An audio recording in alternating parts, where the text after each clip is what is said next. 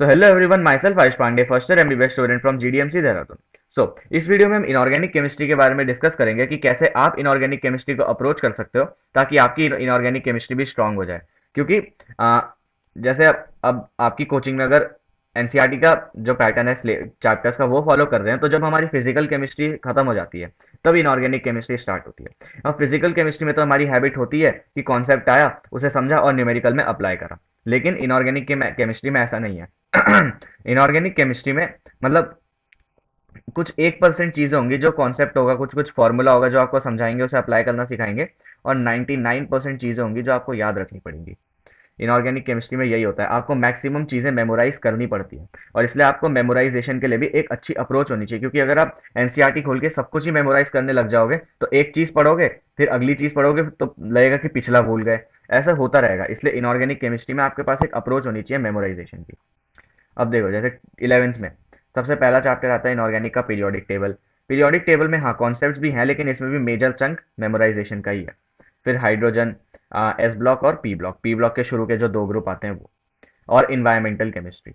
उसके बाद 12th में कोऑर्डिनेशन कंपाउंड्स। कोऑर्डिनेशन कंपाउंड वैसे तो इनऑर्गेनिक में ही डाले, लेकिन इसमें कॉन्सेप्ट्स बहुत सारे हैं। जब मतलब फॉर एग्जाम्पल अगर क्रिस्टल फील्ड थ्योरी पे बेस्ड कोई क्वेश्चन आया और उसमें पूछा है और उसमें चार ऑप्शन दिए हैं, आपको चार कोऑर्डिनेशन कॉम्प्लेक्सेस दिए हैं, अब आपको उसमें से एक बताना है, तो ये आप रट के नहीं बता सकते जब तक आपने क्रिस्टल फील्ड थ्योरी समझा नहीं होगा, या फिर बॉन्ड उसमें कैसे बनता है वो नहीं समझा होगा। तब तक आप डिफरेंशिएट नहीं कर पाओगे उन चार ऑप्शंस में। इसलिए कोऑर्डिनेशन कंपाउंड में मेजर चंक समझने का है, याद करने का भी है, लेकिन मेजर चंक समझने का है। इसलिए कोऑर्डिनेशन कंपाउंड्स में थोड़ा आप अलग रख सकते हो अप्रोच, इसमें समझने का मेजर है। याद करने का जैसे वही है, टाइप्स ऑफ लाइगेंड्स या प्रॉपर्टीज वगैरह।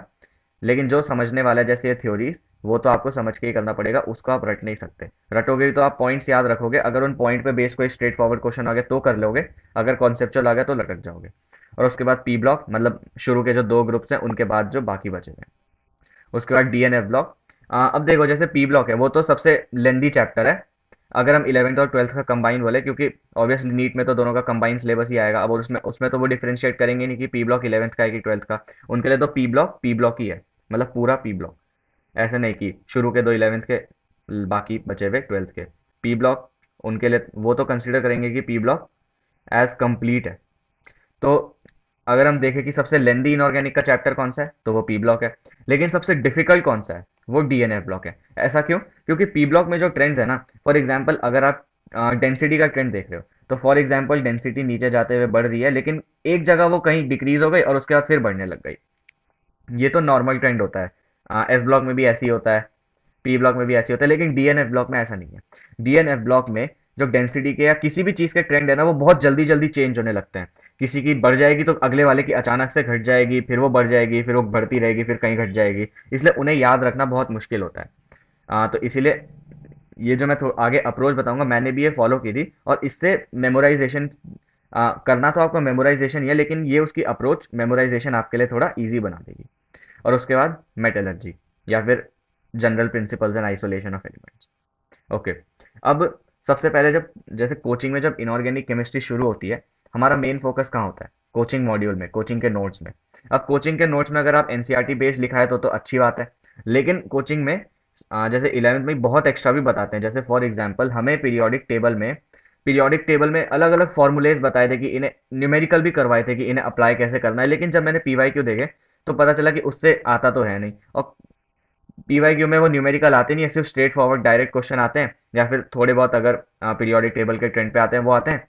न्यूमेरिकल का उसमें फिर मुझे पता चला कि कोई नीड तो थी नहीं उसकी, वो एक्स्ट्रा ही पढ़ा दिया हमें, और मैंने भी टाइम वेस्ट किया मॉड्यूल से उन्हें पढ़ने में, न्यूमेरिकल सॉल्व करने में, नोट से उसे देखने में। तो इसीलिए आपका जो मेन सोर्स होना चाहिए वो एनसीईआरटी ही होना चाहिए। और आपको इनऑर्गेनिक पढ़नी कैसे?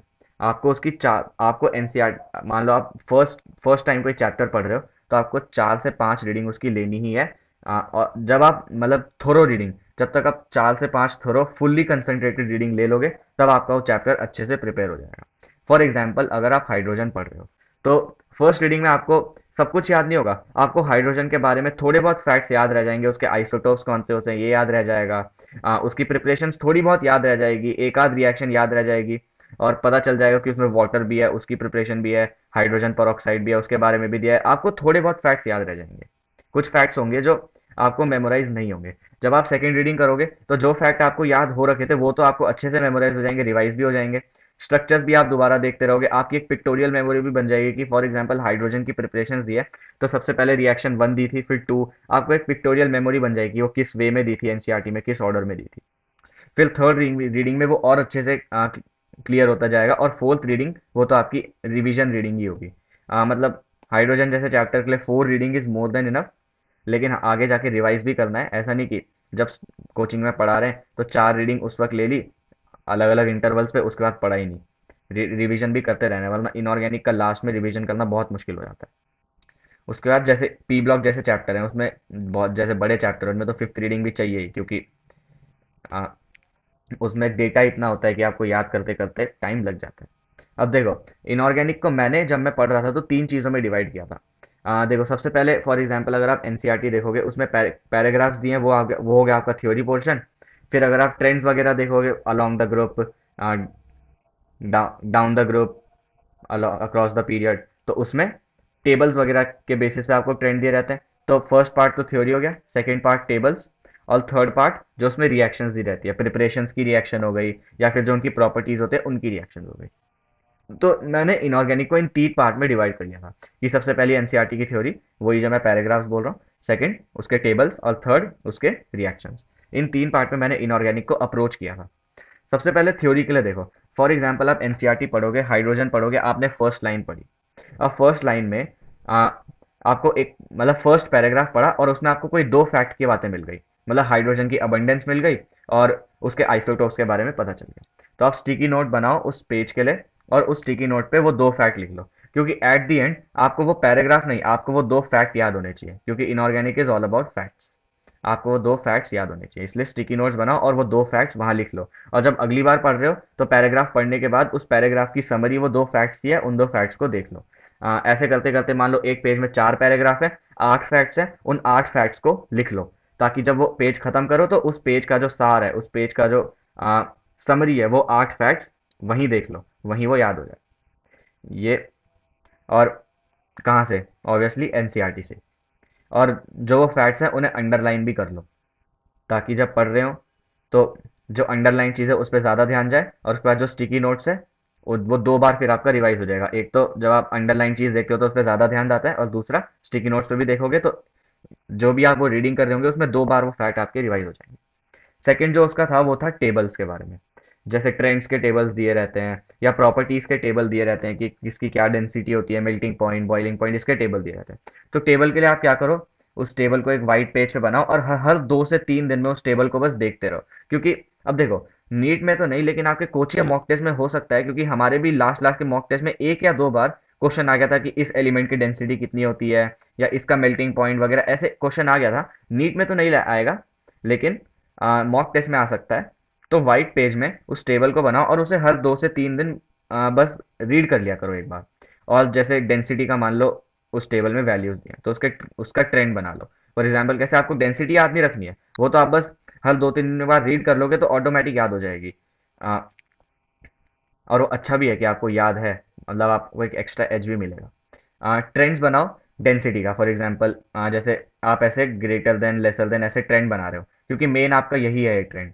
क्योंकि मैक्सिमम क्वेश्चन अगर आप प्रीवियस ईयर भी देखोगे उसमें वो ट्रेंड्स आता है कि trend of density of elements down the group in first group, तो ऐसे वो आता है, तो आपको वो पता होना चाहिए और वो ट्रेंड्स बनाओ और उसे रिवाइज करते रहो। और ये तो आपको हो गया जैसे नॉर्मल चैप्टर हो गए आपके पी ब्लॉक तक। फिर डीएनएफ ब्लॉक जो आता है, जिसमें मैंने बताया कि बहुत सारे वेरिएशन आते हैं, जिसमें आप ऐसे भी करोगे तो कंफ्यूज हो जाओगे, उसमें पिक्टोरियल मेमोरी ऑफ ग्राफ रखो। जैसे मेल्टिंग पॉइंट का था, आ, अब मुझे अच्छे से तो याद नहीं है, लेकिन शायद उसका ग्राफ कुछ ऐसे था, एम शेप। तो मैंने इसे पिक्टोरियल में याद रखा, मैंने ये याद रख लिया था कि यहाँ पे कौन सा एलिमेंट होता है, यहाँ एक्सट्रीमिटीज पे कौन सा एलिमेंट होता है, और यहाँ, क्योंकि क्वेश्चन ऐसे ही तो आएगा कि एलिमेंट में सबसे most highest melting point, lowest melting point. तो इसकी आप पिक्टोरियल मेमोरी रखोगे तो ज़्यादा अच्छा रहेगा, क्योंकि फिर आपको वो ट्रेंड भी पता चल जाएगा, पिक्टोरियल मेमोरी। और थर्ड आता है रिएक्शंस। अब रिएक्शन क्या है, जैसे आप रीडिंग कर रहे हो तो उसे लिखो भी, क्योंकि रिएक्शन तो याद होने ही चाहिए। और ये तो आपको पता है कि writing something is equivalent to reading it 7 times. उसको 3 से 4 बार लिखो ताकि वो रिएक्शन वहीं के वहीं याद हो जाए। मतलब हाँ, फर्स्ट रीडिंग में तो नहीं, फर्स्ट रीडिंग तो बस आपका एक ओवरव्यू होता है कि चैप्टर में है क्या क्या। सेकंड रीडिंग से आप रिएक्शन लिखने लग जाओ, मतलब एनसीईआरटी पढ़ो और बगल में अपनी कॉपी रखो, रफ कॉपी, और उसमें जब तो आप थ्योरी पढ़ रहे हो तब तो आप थ्योरी पढ़ो, स्टिकी नोट से वो देखो, फैक्ट देखो, और उसके बाद टेबल देख रहे हो तो वो ट्रेंड देखो बस। और जब आप रिएक्शन पे आओ, प्रिपरेशन पे आओ या प्रॉपर्टी पे आओ, तो पढ़ते जाओ और उसे लिखते भी जाओ साथ में कॉपी में, क्योंकि वो ताकि वो वहीं के वहीं याद हो जाए। चार एक मतलब एक रिएक्शन को कम से कम 2 से 3 बार लिखो, क्योंकि फिर वो मतलब एक तरह से आपको मसल मेमोरी बनानी है उस रिएक्शन की, ताकि जब आप अगली बार लिख रहे हो तो आपको ऑटोमेटिक आप लिख दो उसे, आपको ज़्यादा एफर्ट ना लगाना पड़े। तो ऐसे आप इनऑर्गेनिक को डिवाइड कर सकते हो, थ्योरी में, टेबल्स में और उसके रिएक्शन में। अगर आप ऐसे फॉलो करते हो, मैंने भी ऐसे ही फॉलो किया था, तो आपकी इनऑर्गेनिक आप भी अपनी इनऑर्गेनिक इंप्रूव कर सकते हो, अगर अभी आपको उसे याद करने में या फिर रटने में दिक्कत आ रही है। तो और भी मैं ऐसी नीट रिलेटेड वीडियोस लाता रहूंगा। All the best everyone.